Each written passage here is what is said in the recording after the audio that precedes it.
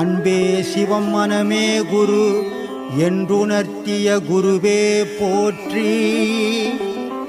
சத்தும் சித்தும் எதுவென்று உணர்த்திய குருவே போற்றி. எனக்குள் இறைவனை உணர வைத்த குருவே போற்றி. நித்திய ஆனந்தமான நித்யானந்த குருவே போற்றி. குரு பிரம்மஸ்ரீ நித்யானந்தரே போற்றி போற்றி.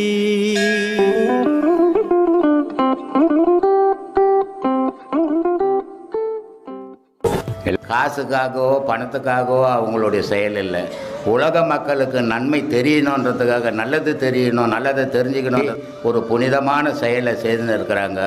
இதை பார்க்கக்கூடிய ரசிகர்கள் அத்தனை பேரும் இதை பாருங்கள், அவங்களுக்கு சப்ஸ்கிரைப் பண்ணுங்கள். அது அவங்கள இன்னும் மேலும் மேலும் ஊக்கப்படுத்துறதுக்கு ஒரு வழியாக இருக்கும். இதை உங்களை தாழ்மையோடு நான் கேட்டுக்கிறேன். ரொம்ப நன்றி, வணக்கம். பிறந்த குழந்தைக்கு என்ன ஜாதின்னு தெரியுமா? அப்போ அந்த ஜாதியை சொல்லி கொடுத்தது யார்? முன்னோர்கள். ஆனால் அது பிறக்கும் போது அதுக்கு ஜாதியே இல்லை. அதே மாதிரி உன்னுடைய ஆன்மா என்ன ஜாதின்னு தெரியுமா? உன் உடல் தான் இந்த ஜாதின்னு அடையாளம் காட்டுது. உன் ஆன்மா என்ன ஜாதி? உன் ஆன்மாவுக்கு ஜாதியே கிடையாது. அதே மாதிரி கடவுள் என்ன ஜாதி? ஜாதி இருந்தால் அவர் ஒரு பாகமாக இல்லை போயிடுவார். கடவுள் ஜாதி மதம் மற்றவன். மத வழிபாடு உள்ளவன் கடவுளை கும்பிட முடியாது, மதத்தை தான் கும்பிட முடியும். கடவுளை வழிபாடுறவனுக்கு மதமே கிடையாது. அந்த மாதிரி எவன் போகிறானோ அவனால் மட்டும்தான் ஞானத்தை கைப்பிடிக்க முடியும். இதெல்லாம் ஏற்றத்தாழ்வு, ஜாதி மதம் இதெல்லாம் வச்சுக்கினா ஞானம் கிடைக்காது. பக்தியில் போகலாம், ஞானம் கிடைக்காது யாருக்கும். இதை மனசில் பதிய வச்சுக்கணும் ஒவ்வொருத்தரும்.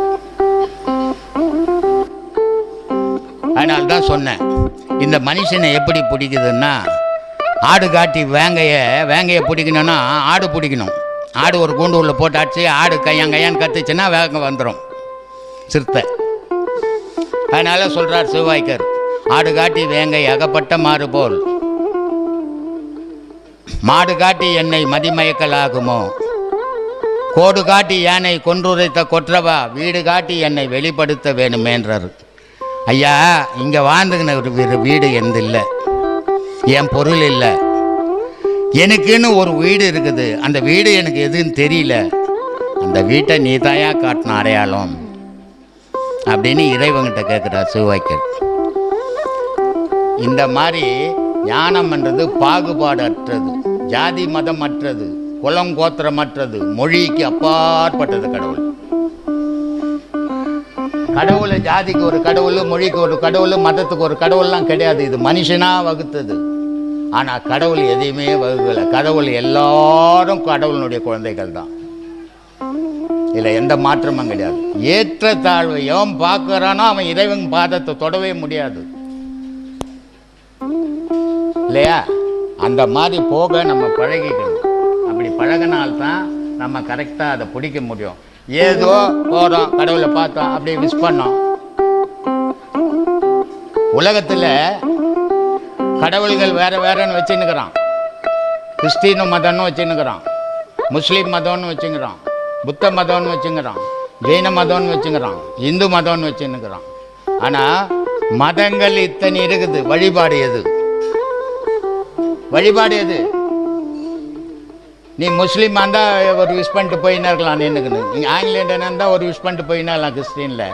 ஆனால் வழிபாடு உலகத்திலேயே ஒரே முறை தான். இது எந்த மதம் வச்சுக்கினாலும் தலையை கீழே தாழ்த்தி குட்டத்தை மேலே தூக்கி கும்பிட்டே ஆகணும். அது கிறிஸ்துவனாக இருந்தாலும், முஸ்லீமாக இருந்தாலும், இந்துவாக இருந்தாலும், ஜெயினனாக இருந்தாலும், யாராக இருந்தாலும் அதை வழிபாடு. ஏன்? என்ன அடிப்படை அதுக்கு? குண்டலி சக்தி விந்துன்னு ஒன்று இருக்குது, ஸ்தூல விந்துன்னு இடுப்பில் இருக்குது. நின்றுக்கு நின்றீங்கன்னா ப்ரெஷரில் ஏறாது அந்த விந்து. அப்போ அது ஏறாத போது நீ மிருகத்தனமான வாழ்க்கை தான் வாழ கற்றுப்ப. அப்போ அதுக்கு தான் கோயிலுங்களை கட்டி ஒரு சிலையை வச்சு இது சாமின்னு வச்சிருக்குது. அங்கே போனீங்கன்னா ஒவ்வொரு சாமியாண்ட ஒவ்வொரு மாதிரி கும்பிடணும். பிள்ளையாராண்ட போனால் 3 சுற்றிட்டு இப்படி இப்படி இப்படி இப்படி கொட்டிக்கணும். ஏன் பிள்ளையார் கொட்டிக்க சொன்னாரா? இது பிள்ளையாருக்கு இல்லை, உனக்கு. உன்னுடைய அதிர்வுகள் சரியா இருக்கணும், சீரா இருக்கணும். உன்னுடைய நரசெல்லாம் சீரா வேலை செய்யணும். அதுக்காக அந்த கொட்டு போட்டான். புட்டத்தை தூக்கி தலையை சாட்சி புட்டத்தை தூக்கும் போது இந்த இடுப்புல இருக்கிற ஸ்தூல நீர் ஓடும் மேல. இது ஓடி மூளையை ஒரு சுத்தி சுத்தி சூட்சும நீரை தொட்டுக்கும். சூட்சும நீரை தொட்டுக்கு நீ நிமிரும் போது இறங்கிடும். நல்ல அறிவு வரும், நல்ல பக்தி வரும், நல்ல கடவுளுடைய அருள் கிடைக்கும். இதுக்காக கும்பிடத்தை நீ வழி வச்சுக்கிறான். எல்லா மதங்களும் வேற வேற, ஆனா வழிமுறை மட்டும் ஒண்ணுதான். ஏன்னா எல்லா மனிதனும் ஒன்று தானே. மொழி வேறவா இருக்கலாம், நாடு வேறவா இருக்கலாம், மனுஷனுடைய உடல் அமைப்பு ஒன்று தான் உலகத்தில் இருக்கிற அத்தனை பேருக்கும். இது புரியாத இதில் ஜாதிக்குள்ளும் மதத்துக்குள்ளும் வேதத்துக்குள்ளும் நின்னோம்னா நம்ம கடவுள்கிட்ட போக முடியும். இதுக்கெல்லாம் அப்பாற்பட்டவன், எல்லாத்தையும் கடந்து நின்னவன், இன்பம் துன்பம் இரவு பகல் எதுவும் இல்லாதவன். அப்படிப்பட்டவனை கடக்கணும்னா நம்ம அந்த ரேஞ்சில் போனாதான் கடக்க முடியும். சுகவாசியாக இருந்தால் கடக்க முடியாது. வாயில வேணா சொல்லிக்கலாம், நான் கடவுளை பார்த்தங்க, சேவிச்சுங்க, கும்பிட்டுங்க, நல்லா இருக்கிறேங்க. யார் நல்லா இல்லை? கடவுளே இல்லைன்றவனும் நல்லா இருக்கிறான், கடவுள் இருக்குதுன்றவன் கஷ்டப்படுறான். இது யார் கடவுள் கொடுக்குறாரா? இல்லைன்னா இல்லை. உன் முன்பிறவியில நீ என்ன பலன்கள் பண்ண, எவ்வளவு தர்மங்களை பண்ண, அதுக்கேற்ற சுபிட்ச வாழ்வு இந்த வாட்டி. போன ஜென்மத்தில் எவ்வளவு கர்மங்களை பண்ண, எவ்வளவு கொலவேதனை பண்ண, எத்தனை பேரை குத்தன, இன்னைக்கு நீ நொண்டியும் ஊனும் குருடுமா வாழற. இங்க கடவுள் வந்து உனக்கு ஒரு பத்திரம் எழுதி கொடுக்கறதே இல்லை, உன் வாழ்க்கைக்கு நீயே பத்திரம் எழுதிக்கிற. அதனால தான் தலைவிதின்றத கடவுளால் கூட அழிக்க முடியாதுன்றேன். இங்கிலீஷ் படிச்சவன் தமிழ் படிச்சவன் போய் அடிக்க முடியுமா? இங்கிலீஷை ஹிந்தி படிச்சவன் இங்கிலீஷ் படிச்சவன் அடிக்க முடியுமா? எவன் படிச்சானோ அவன் தானே அதை கலைக்க முடியும். அப்ப நீ தான் எழுதுகின, நீயே கலைன்றது தான் இந்த கலையினுடைய வித்தியாசம். உன் தலையில கடவுள் வந்து எழுதணும்னா எத்தனை கோடி கடவுள் வேணும் சிந்திச்சு பாருங்க. உலகத்துக்கு கடவுள் ஒருவனே, வேற்றுமையே இல்லாதவன், இரவு பகலே இல்லாதவன், இன்ப துன்பமே இல்லாதவன், அன்பு கொண்டவன், மாயை வடிவமா இருக்கிறான். ஏன் பாம்பு இருக்குது? பாம்பு நல்ல பாம்பு, உடம்பு ஃபுல்லா விஷம். அதுக்கு சும்மா அப்படி தட்டிச்சுன்னா நம்ம காலி, ஆஸ்பத்திரிக்கு போறதுக்குள்ள காலி ஆயிடுவோம். ஆனா இவ்வளோ பெரிய உடம்பு, இவ்வளோ பாம்பு கடிச்சா நம்ம செத்து போறோம். ஆனா அவ்வளோ விஷம் வச்சுங்கிற பாம்பு ஒண்ணுமே ஆகலையே. சிந்திச்சு பாருங்க. கடவுள் மாயை, ஆனா அந்த மாயை கடவுளை ஒண்ணும் பண்ணாது, உன்னை கண்ட கோலமாக்கிட்டு போடும். இதுக்கெல்லாம் எது பேஸ்? ஆசை. 10 ரூபாய் வருது, நீ சாப்பிட்டு பட்டினா நிம்மதியா தூங்கிடலாம். 10 ரூபாய் பத்தாது, 1000 ரூபாய் சம்பாதிக்கணும், உன் நிம்மதி எழுந்துருவேன். ராத்திரியில் தூங்கும் போது கூட சரியா சாப்பிட மாட்டேன், அத்தையே யோசிச்சு. அப்போ மனிதனுக்கு எந்த வம்பும் வெளியிருந்து வர்றதே இல்லை. இவன் போய் தேடி எடுத்துக்கிறான் அந்த வம்பெல்லாம், அதனால துன்பப்படுறான். அப்ப அந்த துன்பத்துக்கு பரிகாரம் சாமியாரால செய்ய முடியுமா? எந்த சாமியாராலையும் செய்ய முடியாது. சும்மா ஏமாத்தலாம் ஒன்னா. அதுக்கு பரிகாரத்தை அவனே தேடிக்கணும். அதுக்கு தான் இந்த கலை. இப்படிப்பட்ட புனிதமான கலை இந்த பூமிக்குள்ள நீ எதால வந்த? கடவுளை கும்பிட்றேன், கண்டதை கும்பிட்றேன்றிய. அம்மாவுக்கு உதவி செய்துங்க, நான் அப்பனுக்கு உதவி செய்துங்க, நான் அண்ணன் தம்பிக்கு உதவி செய்யுங்க. இன்னைக்கு அவங்கெல்லாம் நல்லா இருக்கிறாங்க, என்னை நினச்சே பார்க்க மாட்டான். இவ்வளோ உதவி செய்ததுக்கு காரண பொருளுக்கு நீ என்ன செய்த? இவ்வளோ பேருக்கு உதவி செய்யக்கூடிய பொருள் உனக்குள்ள இருக்குது. ஆனா உனக்குள்ள பொருளுக்கு நீ என்ன உதவி செய்த இவ்வளோ காலம்? ஒன்றுமே செய்யலையா? நான் செய்யறேன்னு இந்த உடலை வச்சுன்னு சொல்லி தெரியுங்க. அத்தனைக்கும் காரணம் உள்ள இருக்கிற பொருள்.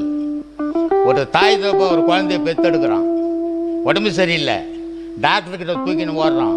டாக்டர் எவ்வளோ முயற்சி பண்றாரு, செத்து போகுது. அப்ப பெத்த தாய் தப்ப நீ தானே காப்பாற்றணும், காப்பாற்ற முடியலையே உன்னால இல்ல. அப்போ எது காரணமான பொருள்? அது இருக்குன்னா தான் நீ இருப்பீங்க. அது போனன்னு முடிவு பண்ண உன் உடல் இங்க இருக்காது இல்லையா? அந்த பொருளுக்கு நீ என்ன பூஜை பண்ண சொல்றாங்க? இவ்வளவு நாள் பண்ண எவ்வளவு உதவி அதுக்கு பண்ண? 10 பைசா கற்பனை கொல் திருப்பி அதுக்கு ஒரு நாளான அதை நினச்சிடு. உன் உடம்ப நினைச்சதுனால நினைவுக்கு உயிரை நினச்சிக்கிறியா? நினைக்கவே இல்லையப்பா. அப்புறம் நீ என்ன ஆறறிவு மனுஷன்? நீ நல்லா இருந்தால் 10 பேருக்கு உதவ. எல்லாரும் ஊரில் இருக்கிற அத்தனை பேரும் சொல்லுவான், 4 பேர் நல்லா இருக்கணுங்க, அப்போ தாங்க நீ நல்லா இருக்க முடியணும். இல்லை, நீ நல்லா இருக்கணும், 4 பேரை வாழ வைக்கலாம். நீயே போயிட்டேன்னா யார் உதவி யாருக்கு தேவை? அதனால முதல்ல நீ நல்லா இருக்கணும், அப்புறம் உலகத்துக்கு என்ன ஒன்றா செய். அப்போ நீ நல்லா இருக்கணும், உனக்கு உள்ள இருக்கிற பொருள் நல்லா இருக்கணும், அப்போதான் நீ இருக்க முடியும். அதுக்கு என்ன செய்த? அதனால தான் சொல்றது, உடலை மறந்துடு, உலகத்தை மறந்துடு, உன் உயிரை நினச்சிக்கோ. கடவுளை மறந்துடியா? நீ தாயா கடவுள். நீ இல்லைன்னா கடவுள் ஒன்றே இல்லையா எங்க உலகத்துல? மனிதன் இல்லைன்னா கடவுள்னு யார் சொல்லுவான்? அத்த அது வந்து பேசுமா? பேசாது. ஏன்னா கடவுள் பேசுற பொருள் கிடையாது. கும்பல்ல வந்து கும்மி அடிக்கிற பொருள் கிடையாது. தனக்குள்ளவே தான் பேசணும், அப்போதான் அதுகிட்ட பேச முடியும்.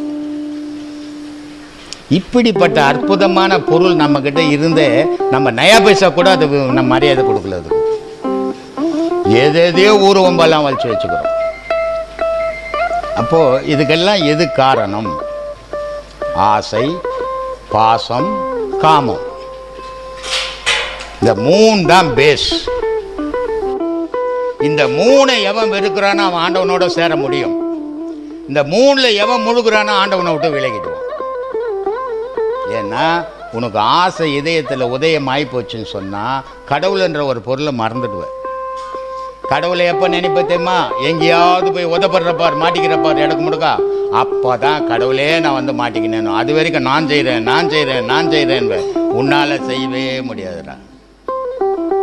அவன் தான் செய்யணும், அவன் தான் உனக்கு தண்டனை கொடுக்கணும், அவன் தான் உனக்கு நன்மையும் செய்யணும்.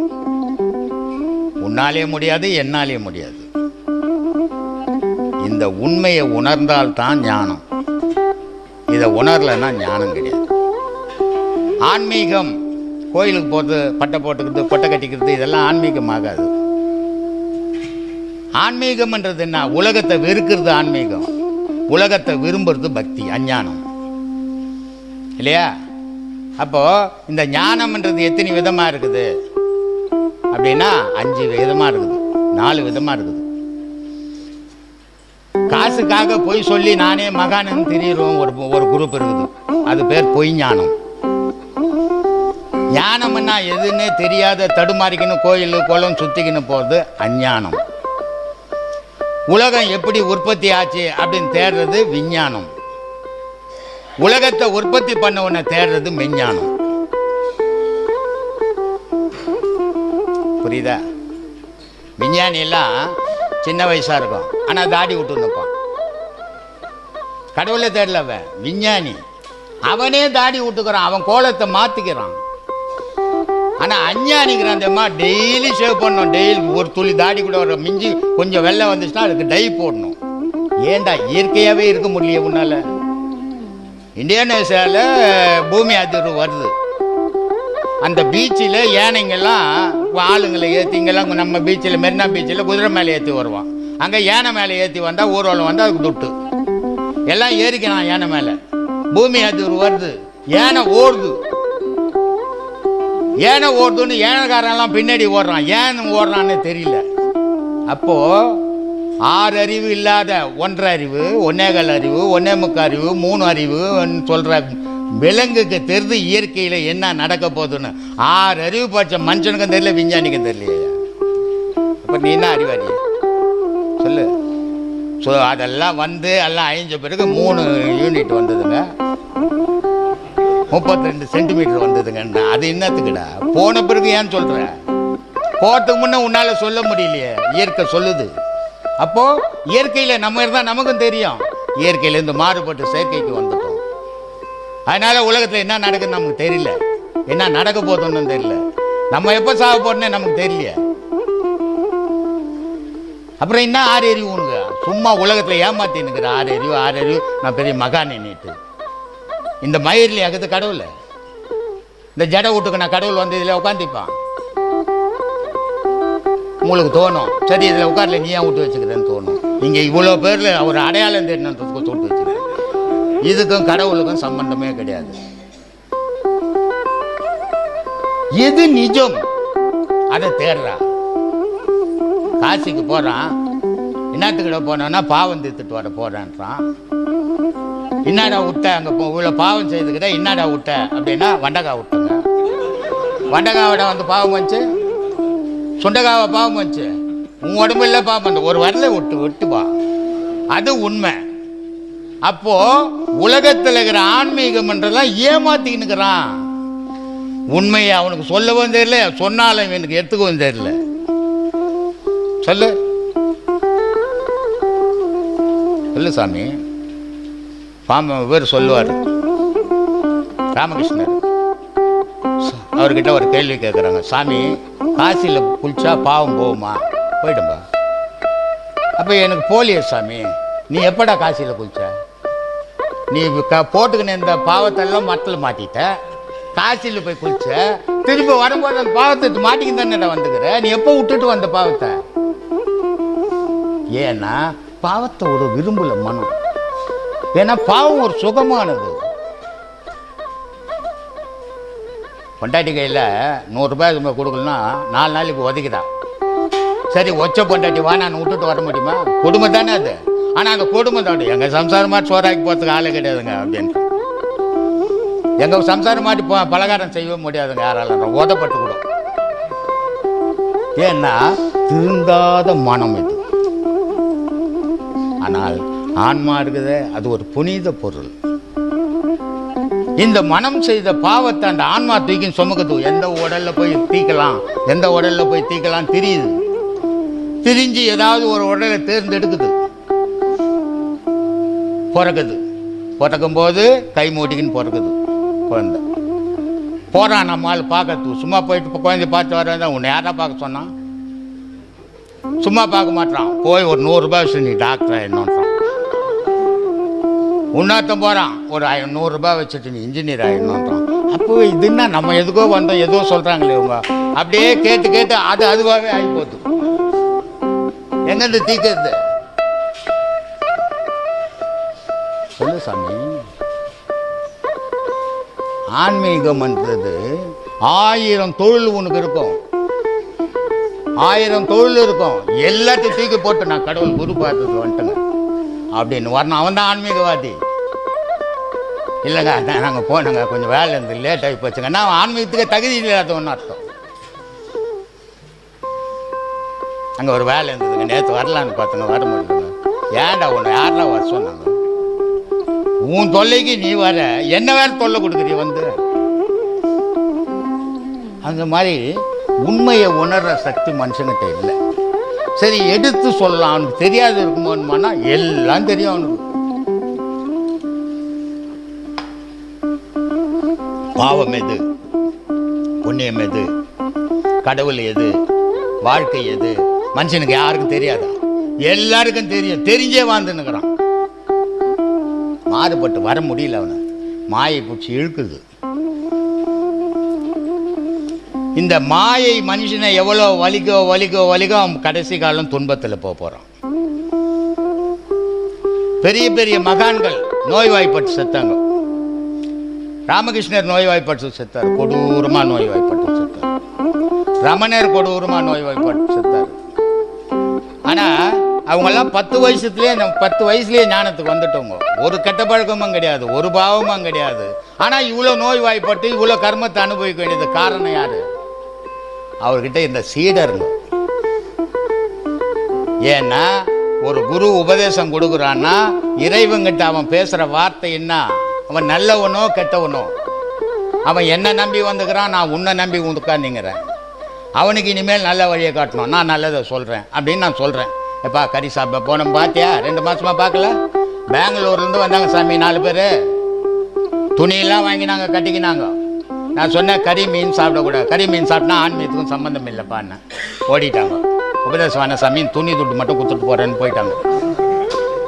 சரி போனாங்களா, அதோட ஓஞ்சானே போனாங்களா? திருப்பி போன மாதம் வந்தாங்க. போன மாதம் வந்து என்னப்பா உபதேசம் வாங்குறியா? இல்லை சாமி நான் இன்னும் 2 மாதம் வந்து பழகிக்கிறேன், ஏன்னா அவன் நாக்குனுடைய ருசியை விட முடியல. கடவுள் எங்கேயா போவான்? ஊருடைய ருசி எங்க விடுவான்? ஏன்னா ஏன் ஆன்மீகத்தில் வந்தால் கறிமீன் சாப்பிடக்கூடாது, பக்தியில் இருந்தால் சாப்பிடுவோம். நேற்று கிருத்திகை சாமி போயிடுச்சான் சிவல் சாமி. இன்னைக்கு போட்டு ஆக்குறான் ஒரு பண்ணிய. முந்தா நாள் அமாவாசை, அவங்க அப்பா அம்மா கவிச்ச சாப்பிட மாட்டாங்களாம். முன்னாள் 3 கிலோ கோழியை போட்டு அறுக்கிறான். நேற்று துண்ணுட்டா இன்னைக்கு போட மாட்டா. இந்த சாராயம் குடிச்சவங்க வாய் இருக்குது 4 நாளைக்கு நாரும். அந்த மாதிரி நீ துண்ணத்தாண்டா ரத்தமாகுது. நீ என்ன சாப்பிட்டியோ அதான் ரத்தமாகுது. எது ரத்தமாகுதோ அதான் உன் குணமாக மாறுது. அப்போ உன்னுடைய செயல் எங்கே தான் நல்லா வரும்? கடிக்கிறது, இடிக்கிறது, குத்தத்தெல்லாம் துண்ணு போட்டு நான் நல்ல செயலுக்கு வரணும். எப்படி வர முடியும் உன்னால்? ஒழுக்கத்தை கடைப்பிடி. ஒழுக்கம்னு வாயில் பேசுறது இல்லை, செயலில் வரணும் ஒழுக்கம். பக்தியில் இருக்கிறவங்க என்ன வேணா பண்ணிட்டு போட்டோம், நம்ம அதை பேசவே கூடாது. அது நமக்கு தகுதியே கிடையாது, அவங்க விருப்பம் அது. நீ ஒரு குரு கிட்ட போய் உபதேசம் வாங்கி வழிமுறைகளை கற்றுக்கின பிறகு நீ செய்தீன்னா இதை விட பாவம் ஒன்றும் இல்லை. நீ அனுபவிக்கல, எனக்கு அதில் பங்கு உண்டு இல்லையா? அதுக்கு தான் சொல்கிறான், ஒரு பறையன் ஒரு மாடு அறுத்துட்டு சாப்பிட்டான்னா அவனுக்கு பாவம் இல்லையா? ஒரு பாப்பான் ஒரு முட்டையை சாப்பிட்டான்னா பெரும் பாவமா? அது எப்படிற? உயிர் இல்லாத முட்டையை சாப்பிட்டா பாவம், உயிர் உள்ள மாட்டை அறுத்து சாப்பிட்டா பாவம் இல்லைன்றைய. எப்படி நியாயம் அப்படின்னு கேட்டால் நியாயம் தான்ப்பா. ஏன்னா அந்த பறையனுக்கு வேதத்தை பற்றி தெரியாது, பாவத்தை பற்றி தெரியாது, புண்ணியத்தை பற்றி தெரியாது. அவனுக்கு வாய் ருசிக்கு பொருள் வேணும், செய்துட்டான். அவன் மனசு அதை பாவம் நினைக்கவே இல்லை, அதனால் அவனுக்கு பாவமே இல்லை. பாப்பான் வேதம் தெரிஞ்சவன்டா, பாவம் எதுன்னு தெரிஞ்சுவேன், புண்ணியம் எதுன்னு தெரிஞ்சுவேன், கடவுள் எதுன்னு தெரிஞ்சுவேன். அப்போ அந்த கடவுள் வழிபாட்டில் போறவன் இந்த முட்டையை சாப்பிட்டாவே அவனுக்கு பெரும் பாவம்ன்றான். அப்போ ஆன்மீகத்தில் வந்த பிறகு கவிச்சு சாப்பிட்டா அவனுக்கு எவ்வளோ பெரிய பாவம் வரும் யோசித்து பாருங்க. ஆன்மீகத்துக்கு அடிப்படை ஒழுக்கம். அந்த ஒழுக்கம் இல்லாத ஆன்மீகம் வராது இல்லையா? அப்போ நம்ம ஒரு ஆசிரமத்துக்குள்ள போறோம், அந்த ஆசிரமத்தில் என்ன செய்யறாங்க, என்ன சொல்லி கொடுக்குறாங்க, அதைப்படி கடைப்பிடிக்கணும். அதுதான் ஒழுக்கம். ஆனா அங்க சொன்னது கேட்டாண்டிய கொட்டிட்டு நான் போய் பண்றது தான் பண்ணுவேன்னா உன் தலையெழுத்தை நான் மாற்ற முடியாதுன்றது. அதுதான். ஏன்னா ஒவ்வொன்றில் ஒரு அம்மா கேட்குறாங்க என்ன ஃபோனில், சாமி உங்கள் ஆசிரமத்துக்கு வரணும் நம்ம வாமா அப்படின்னு. என்ன அது போடணும், அங்கே வெள்ளை வெள்ளையாக கட்டின்னுக்குறாங்க அப்படின்னாங்க. நெட்டில் பார்க்குறாங்கல்ல, எல்லாம் வெள்ளை துணி தானே கட்டிங்கிறாங்க, எல்லாம் வெள்ளை வெள்ளையாக கட்டின்னுக்குறாங்கல்ல அப்படின்னாங்க. ஆமாம்மா நம்ம ஆசிரமத்துக்கு எல்லாரும் வெள்ளை துணி கட்டணும், நீ கட்டின்னு வரும்போது எதுனா கட்டின்னு வா, உள்ளே வந்துட்டீங்கன்னா வெள்ளை துணி தான் கட்டணும், கலர் துணி கட்டினா எனக்கு சேர்க்கறதே இல்லை அப்படின்னு. ஏன் ஜீன்ஸ் போட்டுன்னு வந்தான்னாங்க. ஓ இது நெக்கிலான பார்ட்டி பொழுதுன்னு, அது கூட வேணா நீ அவுத்து போட்டே வாமாண்ணா. சொல்லு என்ன தப்பு நான் கேட்டதில்ல, நிர்வாணமாவே வாயன், உனக்கு யார் வானான்னு சொன்னாங்க ஒன்று, நான் ஏன் வந்து தடுக்க போறேன்? ஏன்னா இது திமிரு உச்சத்தில் நிற்குதுன்னு அர்த்தம். அது இந்த காட்டேரின்னுவாங்களே தலைமையில் உட்காந்து நிற்குது. எதை பேசுகிறோம், யாருக்கிட்ட பேசுகிறோம், ஒரு குரு கிட்ட பேசுகிறோம், எப்படி பேசணும், அந்த பக்குவமே அந்த தகுதியே இல்லைன்னா நீ எங்கடா கடவுளை தேட போற? சொல்லு. இந்த மாதிரி இருக்குது. அதனால் உண்மையை உணருங்க. உண்மையில தான் தெய்வம் இருக்கிறோம், அன்புல தான் தெய்வம் இருக்கிறோம். புகழ்ச்சியை விட்டுடுங்க, பொருள் ஆசையை விட்டுடுங்க. 10 ரூபா சம்பாரிச்சா சாப்பிடு, 100 ரூபா சம்பாரிச்சா சாப்பிடு, 1000 ரூபா சம்பாரிச்சா சாப்பிடு, தப்பே கிடையாது. ஆனால் ஊரில் இருக்கிறதெல்லாம் எனக்கு தான், நீ ஒன்றே எடுத்து போக முடியாது. கோமனம் கூட உன் கோமனமே உனக்கு வராது. உன் உடம்பு வருமா உனக்கு? சொல்லு, வராது. அப்புறம் நீ எதுக்கு ஊரில் ஆசைப்படுற? நீ வாழறதுக்கு உனக்கு ஒரு 3 படி சோறு வேணும், நீ படுக்கிறதுக்கு ஒரு 6 அடி இடம் வேணும். அது இருந்தால் போதாதா? 32 ஊட வாங்கி என்ன பண்ண போற? நீ சொல்லுவான் நல்ல வாங்கி சம்பாரிச்சு நாரை வாங்கி தொண்ணு பார்க்குறான். நீ அத்தை இதை பண்ணி ஊர்த்தாலியெல்லாம் அறுத்து கட்டி வச்சின்னா உனக்கு சம்மந்தமே இல்லாத வந்து அதை எடுத்துன்னு போவோம். பக்தியில் இருக்கிறவன் பண்ணி போட்டோம், நமக்கு பயனாது. ஞானத்தை தேர்வோம். அதுக்கு தான் சொன்னான், அருமையின் அருமையின் ஆசை அருமையின் ஈசனுடன் இருப்பினும் ஆசை அருமைன்னா.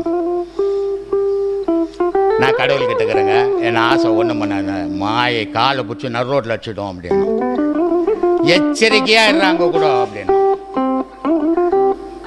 அதனால் தெய்வ வழிபாடுன்றது பல விதமாக இருக்குது, ஒவ்வொருத்தருக்கும் ஒவ்வொரு தெய்வ வழிபாடு. இந்த அவர் தான் கேட்டார், இந்து மதம் ஏன் நெறிஞ்சு போச்சு, உலகத்தில் எல்லா மதம் வளர்ந்து போச்சு, துட்டு கொடுத்து ஒருத்தன் வளர்க்குறான். இங்கே யார் கொடுப்பான்? இவன் கோயிலுக்கு போனால் இவனுக்கு 50 ரூபா இருந்தால் தான் கோயிலுக்கு போக முடியும். 5 ரூபாய் 1000 தட்டில் பார்த்தாருனா தான் விபூதி கையில் விழும். 8 நாள் பார்த்தாருனா அது காற்றுலேயே போய்டும் விபூதி. இந்த மாதிரி வழிபாடு வச்சுன்னுக்கிறோம் நம்ம. ஆனால் இவ்வளோ முட்டாள்தனமான வழிபாட்டிலையும் அறிவுபூர்வமான வழிபாடும் இந்து மதத்தில் உண்டு. உலகத்திலேயே இல்லாத வழிபாடு இறைவனை நேராக கண்டுபிடிக்கிறதுக்கு வழிவகுத்து கொடுத்துக்கிறது ஒரே மதம் இந்து மதம். அவ்வளோ புனிதமான மதம். ஆனால் அந்த புனிதமான பொருளில் சேர்றதுக்கு இந்த புனிதனை ஆக மாட்டானே, என்ன பண்ணுறது? எவ்வளோ வருஷம்தான் கற்றுது. நான் கட்சியில் இப்போ சீடர்லாம் போட்டோவில் மூட்டது கட்டிட்டாங்க. ஏன் சும்மா கத்தி ஆகி போகுதுன்னு.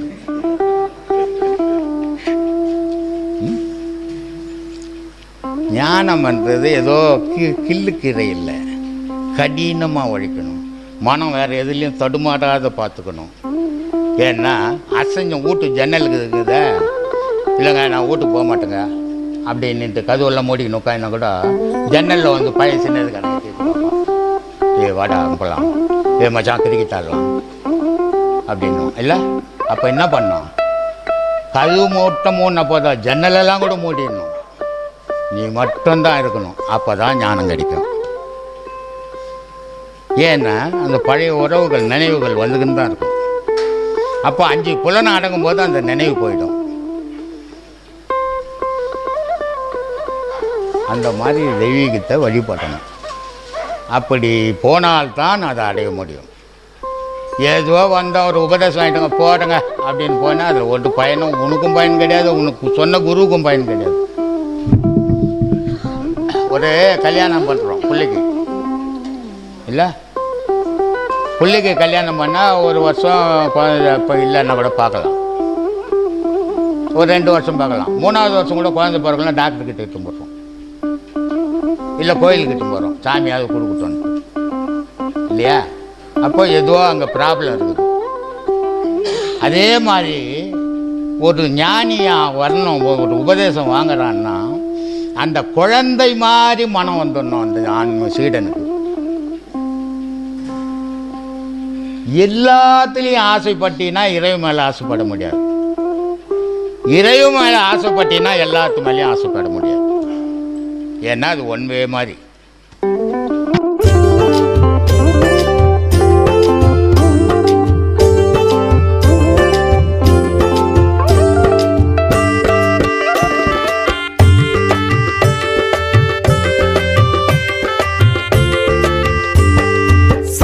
நம்ம நித்யானந்த சாமி சரணம் பாடு, சங்கடங்கள் தீர நம்ம சாமியத்தான் நாடு.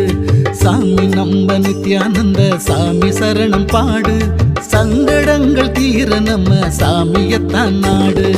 சண்முகனின் சந்நிதியே அவர் வசிக்கும் வீடு, சண்முகனின் சந்நிதியே அவர் வசிக்கும் வீடு. புன்னகைத்து அரவணைப்பார் சாமி பதம் நாடு. சாமி நம்ம நித்யானந்த சாமி சரணம் பாடு, சங்கடங்கள் தீர நம்ம சாமியத்தான் நாடு.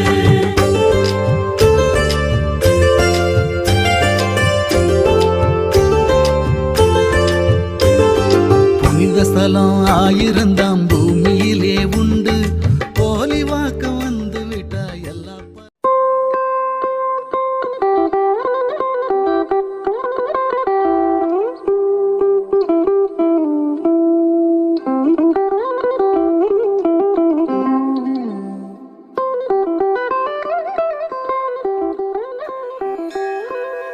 அன்பே சிவம் மனமே குரு என்றுணர்த்திய குருவே போற்றி. சத்தும் சித்தும் எதுவென்று உணர்த்திய குருவே போற்றி. எனக்குள் இறைவனை உணர வைத்த குருவே போற்றி. நித்திய ஆனந்தமான நித்யானந்த குருவே போற்றி. குரு பிரம்மஸ்ரீ நித்யானந்தரே போற்றி போற்றி.